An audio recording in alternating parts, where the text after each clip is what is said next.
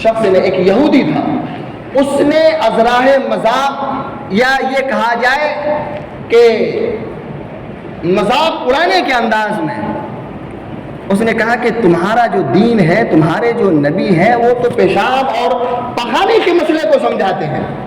پیشاب اور پخانے کا مسئلہ بتایا جاتا ہے تمہارے دین میں۔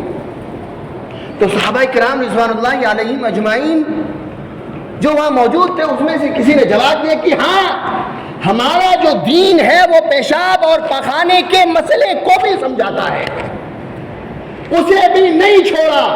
اس کے بھی طریقے بتا دیے کہ تمہیں پیشاب اور پخانے کی حاجت ہو، اور جب تم وہاں جاؤ تو کیسے جاؤ گے، جب تم وہاں سے آؤ تو کیسے آؤ گے، تم جب وہاں بیٹھو تو تمہارا طریقہ کیا ہوگا بیٹھنے کا، یہ طریقہ بھی ہمارا دین سکھاتا ہے۔ اب ہمارا مسئلہ ہے کہ ہم سیکھتے نہیں ہیں، سیکھنا چاہتے بھی نہیں۔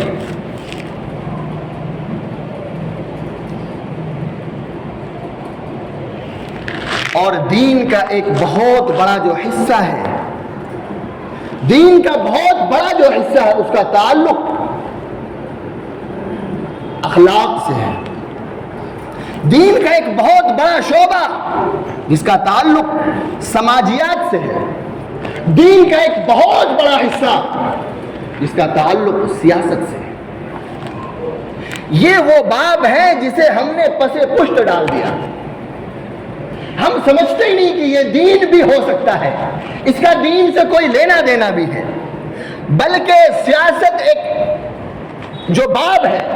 سیاست کو ہم نے شجر ممنوعہ سمجھ رکھا ہے کہ بھائی سیاست تو وہ چیز ہے جس کا دین سے کیا لینا دینا، یہ تو شجر ممنوعہ ہے، یہ تو ناپاک چیز ہے، بھائی یہ یہاں کیسے آ سکتی ہے۔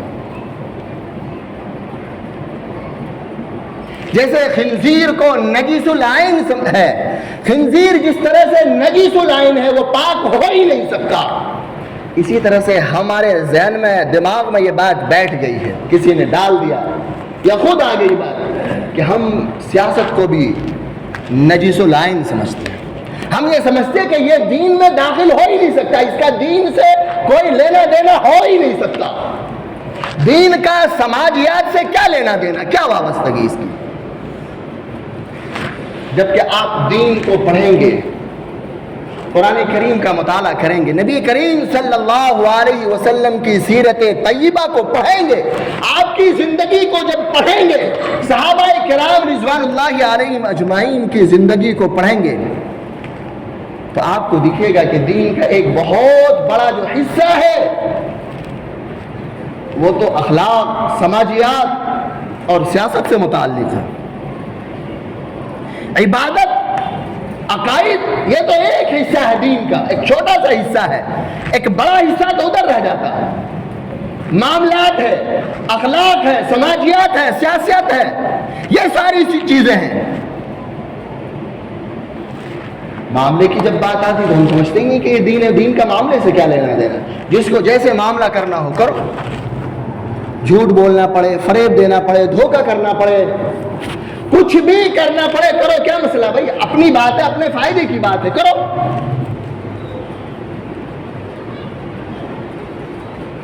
بہت تو سمجھتے ہیں کہ اس کا دین سے کوئی تعلق نہیں، بہت سمجھتے ہیں کہ نہیں، تھوڑا بہت تعلق ہے، کوئی مسئلہ نہیں، معافی مانگ لی جائے۔ بھائی توبہ کر لیں گے مرنے سے پہلے پہلے، قبولیت کا دروازہ کون سا بند ہو گیا، کھلا ہے، مرنے سے پہلے پہلے توبہ کر لیں گے، ابھی جو ہے کرو، ابھی جو جہاں سے آ رہا ہے آنے دو، جس طرح سے آئے، حلال ہے حرام ہے کوئی مسئلہ نہیں، چھینا ہوا ہے، دوسروں کا مال ہڑپ کیا ہوا ہے، غصب کیا ہوا ہے، کوئی بات نہیں، آنے دو، بعد میں دیکھا جائے گا، توبہ کر لیں گے۔ سب سے پہلی ایک بات ذہن میں رکھیں کہ ہمیں کس نے دھوکے میں ڈال دیا، کس نے ہمیں یہ دھوکہ دیا کہ ہمارے پاس اتنا وقت ہے، اتنی مہلت ہے ہمارے پاس کہ مرنے سے پہلے پہلے ہم توبہ کر لیں گے۔ یہ دھوکے میں کس نے ڈالا؟ کس نے کہا کہ ہماری تمہاری زندگی 100 سال تک کی ہے؟ کیا پتہ ہے کسی کو کہ اگلے لمحے ہمارے ساتھ کیا ہونے والا ہے؟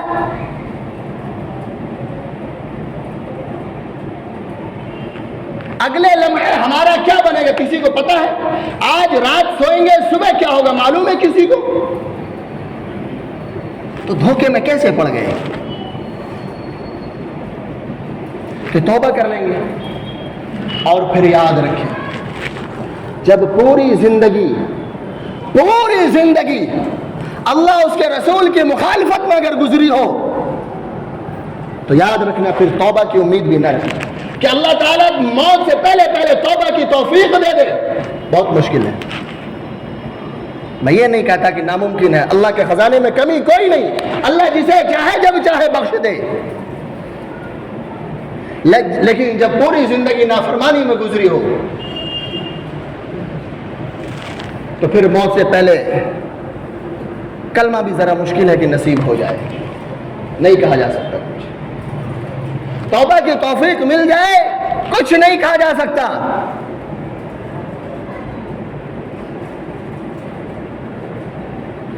تو سب سے پہلے تو اس دھوکے سے باہر نکلے کہ ہمارے پاس ایک طویل ایک لمبی زندگی ہے، بہت کچھ کرنا ہے، بھی کر لیں گے۔ اس دھوکے سے سب سے پہلے باہر نکل جاؤ، یہ دھوکہ ہے۔ اور اپنے جو معاملات ہیں اپنے معاملات کو درست کر لو، آدھا دین اندر آ جائے گا، آدھے دین میں داخل ہو جاؤ گے۔ اگر معاملات درست ہو جائے تو پھر یہ بھی کہہ سکتے ہیں کہ مکمل دین میں داخل ہو جائیں گے، ہم کامل ایمان والے ہو جائیں گے۔ اگر معاملات ہمارا ٹھیک ہو جائے، ہمارے اخلاق درست ہو جائیں تو ہم مکمل دین میں داخل ہو جائیں گے۔ دین صرف عبادتوں کا نام نہیں ہے۔ اور پھر دین کا جو ایک حصہ ہے سیاست، جسے ہم نے شجر ممنوعہ سمجھ کر کے اسے چھوڑ دیا،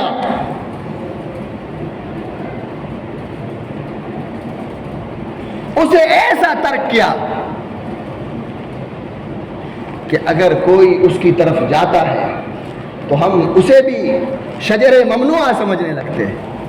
سمجھتے کہ بھائی یہ آدمی تو بس ختم ہو گیا، اب کچھ بچا نہیں، یہ آدمی ٹھیک نہیں بھائی۔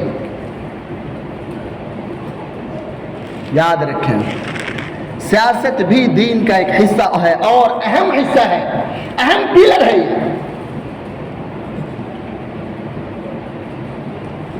حضرت مولانا ابو الحسن علی میاں ندوی رحمۃ اللہ علیہ 1982 میں حیدرآباد میں کسی کانفرنس میں تھے۔ اس کانفرنس میں انہوں نے یہ جملہ کہا تھا کہ اگر مسلمانوں کے سیاسی شعور کو بیدار نہیں کیا گیا، مسلمانوں کے سیاسی شعور کو اگر بیدار نہیں کیا گیا تو پھر یاد رکھو چاہے جتنی تبلیغ کرنی ہے کر لو، جتنا جو کچھ کرنا ہے کر لو، جتنی دینی کانفرنسیں دینی اجتماعات منعقد کرنی ہے سارے کر لو، اگر سیاسی شعور کو بیدار نہیں کیا گیا تو پھر یاد رکھیں وہ دن دور نہیں ہے کہ ہماری قوم میں تہجد گزار کو تلاش کرنا تو بڑی بات، 5 وقتہ نمازی بھی بڑی مشکل سے ملیں گے، 5 وقتہ نمازی بھی بڑی مشکل سے ملیں گے، کیونکہ سیاست وہ چیز ہے جو ساری چیزوں کو کنٹرول کرتا ہے، سب چیزوں کو کنٹرول کرتا ہے۔ اگر آپ کے پاس آپ سیاست میں نہیں ہیں کچھ نہیں، آپ کے پاس جو بھی چیزیں ہیں اس کا کوئی بھروسہ نہیں کہ کب تک وہ آپ کے پاس ہے اور کب تک آپ اس کے ساتھ ہیں۔ اور سیاست کتنی اہم چیز ہے، اس کو اگر سمجھنا چاہتے ہیں تو نبی کریم صلی اللہ علیہ وسلم کی زندگی کو دیکھیں۔ آپ صلی اللہ علیہ وسلم جب ہجرت کر کے مدینہ پہنچے تو مدینہ پہنچنے کے بعد سب سے پہلا کام کیا کیا آپ نے؟ سب سے پہلا جو کام تھا وہ یہ تھا کہ اپنے آپ، جتنے صحابہ وہاں موجود تھے، جتنے